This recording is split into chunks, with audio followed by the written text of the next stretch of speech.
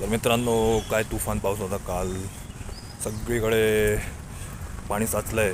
पहिल्या पावसातच लायकी कळून आली आहे की PMC जे दावे करत होती, खोटे दावे की सगळीकडे रुंदीकरण केलेलं गेलेलं आहे रस्त्यांचं. सगळीकडे आता पाणी नाही साचणार.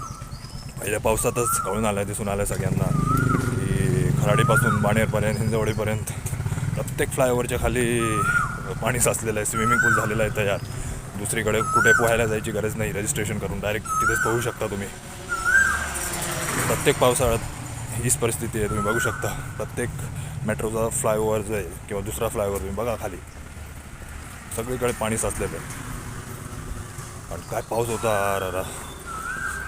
90-80च्या स्पीडने वारं चाललं होतं आणि टोर्नेडोसारखं फिरत होतं ते. म्हणजे कोणतरी जर रस्त्यावर जे असतील त्यांना खूप त्रास झाला असेल गाडी चालवायला, असं वारं होतं ते. आणि कालचं तुफान पाऊस पडल्यानंतर आजचं वातावरण बघा पुण्याचं.